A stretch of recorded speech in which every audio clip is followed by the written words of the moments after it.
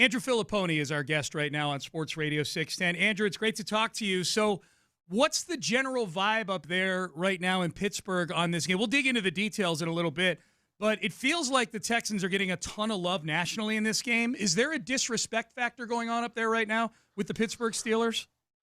Well, first of all, thanks for having me on, guys. I am completely over Renegade. Renegade doesn't work anymore. It's lost its magic. The luster is completely off.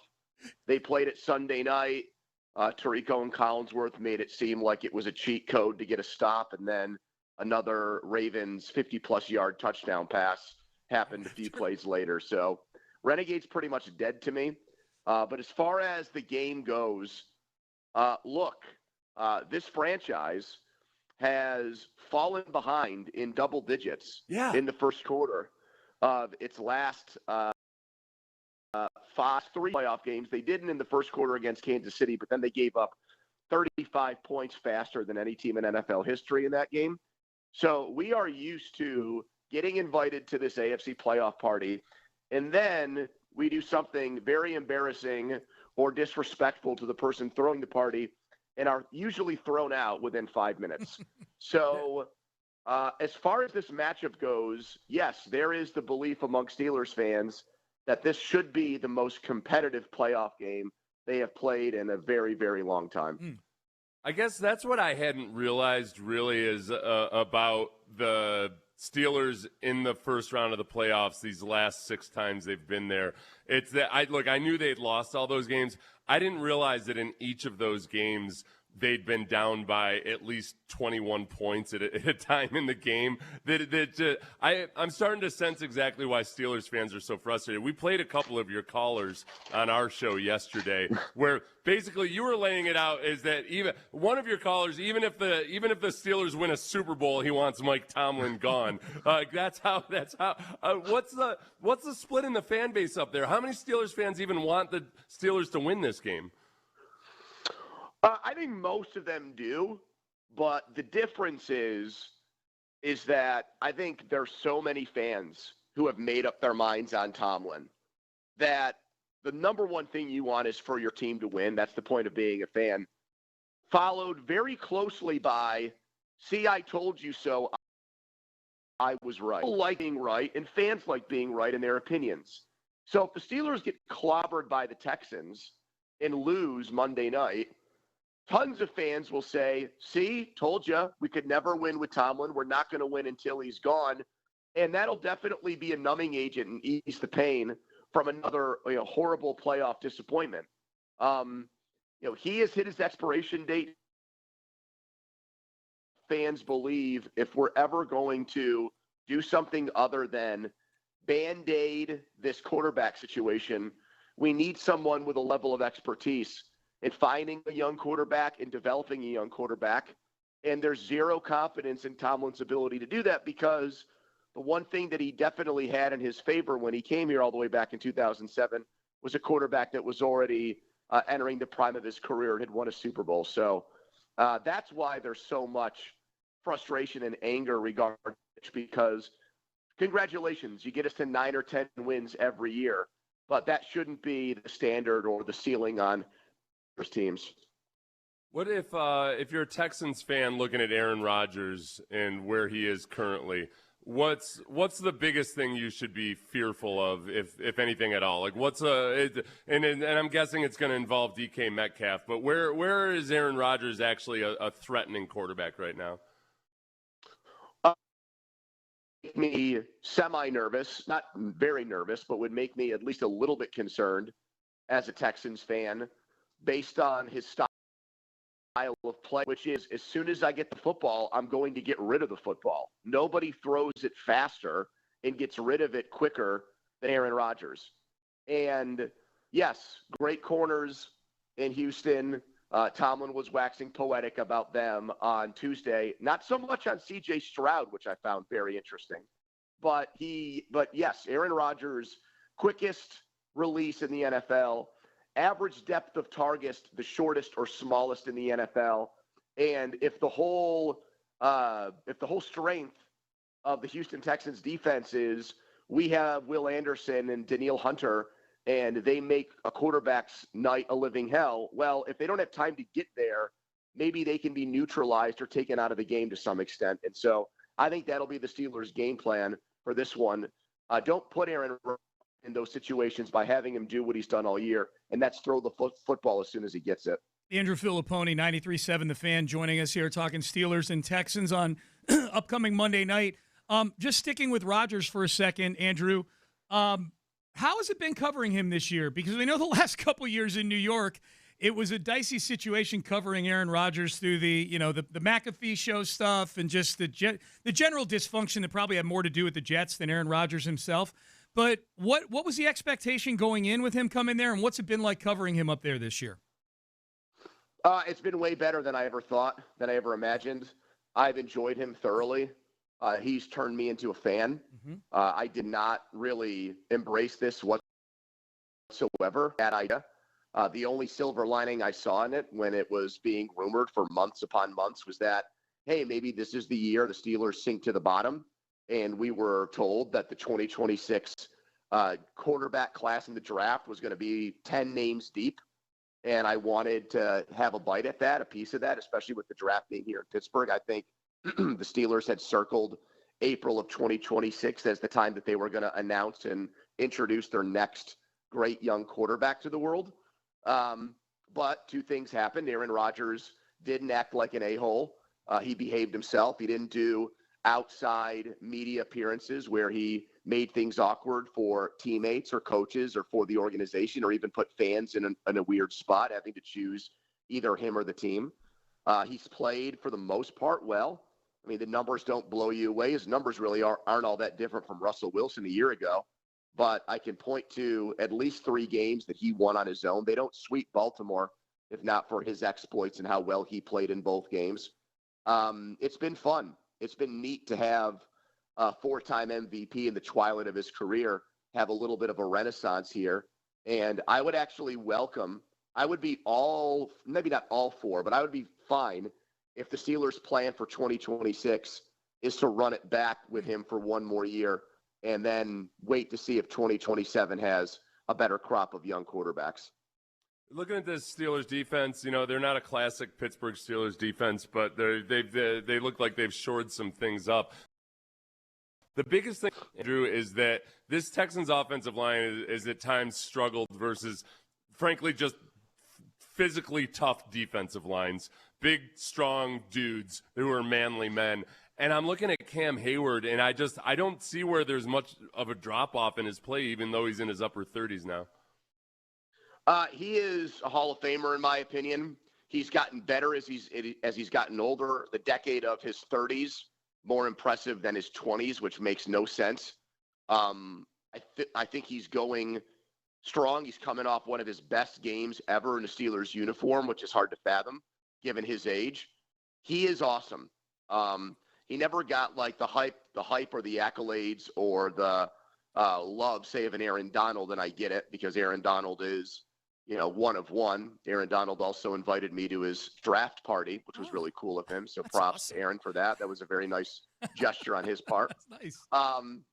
And Cam invites me to his softball game every year and has told me that I can no longer pitch to get people out because that was making fans upset who were there to see guys hit home runs. Wait. Story. How do you, Yes. how do you, in slow pitch, I'm guessing it was, right? Yes. So what's your strategy in slow Probably pitch? spin. He's putting spin on the ball. Yeah. Yeah. Spin, arc, where I put it. I would pitch batting practice. I would see where guys wanted the ball, and then I would do the opposite in the game. Yeah. Hell of a show. Put on a good show, kid. Yeah. 2 years ago, I had a no-hitter going, and I was the only person that was taking, I think, delight in it, to be honest with you. God. But that's okay. That's great. Seth, to answer that question, though, their defensive line has gone from being a liability this season. I mean, they had games – the first time they played Baltimore, they gave up over 200 yards. When they lost to Buffalo at home and there were fire Tomlin chants, James Cook had the most rushing yards in Buffalo since O.J. Simpson. I mean, it was just a horrible day. And what happened over the course of the season was not only did Hayward continue to play at an elite level, but Derek Harmon, who they drafted in the first round, doesn't have good counting stats, but makes a gigantic difference. The splits in when he plays versus when he does it against the run are insane. There's almost like an 80 or 90-yard difference in what they give up. And then Keanu Benton, who's their nose tackle, is a guy that was kind of iffy for the first 2.5 years of his career and has really come on and is coming off a really good game against Baltimore too. So that probably was a weakness of the team. Definitely last year when they got blown out in the playoffs by Baltimore, they went out in the offseason and tried to beef up their front seven, and Harmon has made a huge difference for this defense. And given the way the Texans run the ball, I don't think that that's going to be something that beats the Steelers Monday night. Interesting. Andrew Fillipponi, 93.7 The Fan, joining us here, talking Steelers-Texans Monday night wildcard round. Get started here. Kickoff 7:15 on Sports Radio 610. Andrew, the Texans, as I'm sure you know, not a great red zone team. Their kicker, Kymie Fairbairn, tied a record for field goals in a season this thing to be proud of, I don't think, because there's a lot of touchdowns left on the field. But kicking game is going to be a big part of this, I think, for the Texans. We saw Chris Boswell miss an extra point in that game. Obviously, we saw Tyler Loop miss a field goal. Between the weather and the field itself there, how big a factor are field conditions, especially for a team like the Texans that are used to playing in the easiest of situations indoors? Yeah, I'm sure you guys have seen the stat by now. In the last 10 years, only one dome team has won a playoff game in under 40 degrees, and it was the Rams in Seattle in a 39-degree game against Russell Wilson a few years ago in the wild card round. So that was a game that John Wolford started over Jared Goff, which is insane to think about now in retrospect, that Goff was the backup in that game. Sean McVay, his preference was Wolford. But anyways, the wind, which when Seth came here and beat the Steelers in what was arguably the worst loss in that stadium's history, which I think is a compliment to you, Seth. Yes. Thank you, Tommy Maddox, who's probably not listening. But anyways, it used to be with the open end of the end zone facing the rivers, that it used to play fits on kickers, and they couldn't predict the weather pattern, the wind patterns, and kicks over, say, 40 yards were not really even a 50-50 proposition. When they added seats to that section of the stadium and closed, that's now going back almost 10 years, it changed all that. The wind is really not an issue anymore. But the bigger one is what you brought up, Sean, and that's the field. The field is brutal. Yeah. And Aaron Rodgers has ripped it in a very polite kind of way, but it's not good. And Boswell almost got hurt in a game against the Browns earlier this year because he slipped on it and landed awkwardly and could have twisted an ankle or even worse yet, a knee. So I think it gives the Steelers actually an advantage because they're used to it, and guys like Fairbairn won't. And he might be thinking about that even a little bit when he lines up for longer field goals. So I do think that is a home field advantage. And I will also say one more thing. The NFL looked back at that extra point by Boswell, and they changed it to a block. And he said yesterday that he did feel like he didn't shank it. And if you really look at it, the direction of the ball did change somewhat. Oh, yeah. So at least that's how he's getting over it. He's now claiming that it was a good play by the Ravens and not a complete miss. So he's not psychologically affected by it at all. Yes. That's and the other part where the field, and I'm glad you brought up the field conditions, whether it's raining or not. Yeah, it's been notoriously bad since they built it. That Calvin Austin touchdown, the cornerback just whiffs, slips, and just got no chance at it. That's something that I feel like how it goes with the underdog. It always feels like any kind of adverse field conditions favor the underdog, or at least balance things out a little bit. Are they still playing high school football games in there on Thursday and Friday nights? They like what you would call like the section or area championship games there. Yeah. And then they resod it afterwards. And it's the funniest thing. Our radio station will send out video of them tearing up the field, and it'll get hundreds of thousands of impressions. And then they'll put out a video of the new sod being laid down, and it'll get hundreds of thousands of impressions. And then there'll be a video that's taken 5 minutes before the first Steelers game played on the new surface, and it'll get millions of impressions. Oh, look how pristine this is. Look how great this is. And by the second quarter of the next game, the field looks like crap again. I don't get it. Well, it's I don't like understand the Super Bowl. it. Every year they do some documentary about how it's taken years to grow this pristine service. And you're like, yeah, great. It looks nice. But when you slap it down, right before a game, it's not solid. It looks pretty, but yeah, that's, I do, as far as the kicking, obviously it can make a difference. My nervousness would be if, when you're the favorite in a game, and it's not like they're heavy favorites or anything, but those shoddy conditions they make it way more random, and there's just more of a chance for a guy that, getting past a slipping defensive back. And the Texans, I think the Texans defense is the best unit on the field Monday night, and if they're weakened at all because of poor surface conditions, that's as a Texans fan, that makes me nervous. Yeah, and I did not feel like Tomlin gave Stroud his proper due respect when he talked about Houston, which is a very odd thing for Mike, because days before a game is to make whatever opponent he's playing sound like they're either the 85 Bears or 07 Patriots. And when he started to talk about the Texans offense, he said, I respect CJ Stroud. Okay, that's nice enough. And then the next 2 minutes was an ode to Davis Mills. And Davis Mills saving the Texans season, and how the Steelers would not be playing the Texans Monday night if not for the tremendous production of Davis Mills during that 3-game streak. It was very, very strange to me. Yeah. I've never heard him do that, where he lumps more praise on the backup quarterback than the starting quarterback they're about to play. That's really interesting. Andrew Fillipponi joining us. Hey, Andrew, we've got about a minute before we get you out of here. Just real quick, we'll play a little game. The Steelers win this game if. The Texans win this game if. What's the one big thing for each of these two teams? Well, the Texans win this game if they hit more of those big plays. I mean, they hit a lot of 40-plus yard plays, and we just saw the Steelers give up 2 of them in the fourth quarter Sunday night, and thanks to Tyler Loop, they were able to overcome them. And we also saw that against the Chargers for the Texans 2 games ago. So that is a concern. The Steelers' safeties look like garbage. Jalen Ramsey's coming off his worst game, and Kyle Duggar got benched by the end of the game against Baltimore. So that's something to watch.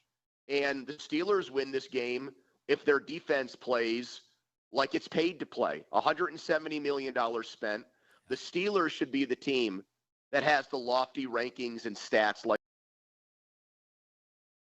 the Texans. The first time in a decade, they show up and play like it in a playoff game. Should be a whole lot of fun. A lot of streaks in this game, and something's got to give. It's really, really interesting. Andrew Fillipponi, 93.7 The Fan in Pittsburgh. Andrew, we appreciate the time, and enjoy the game on Monday, but don't enjoy it too much. Yeah, you guys are great. Keep up the good work. I think so. Don't be bound down to Cam Hayward trying to bully you into not being the immaculate pitcher that you are.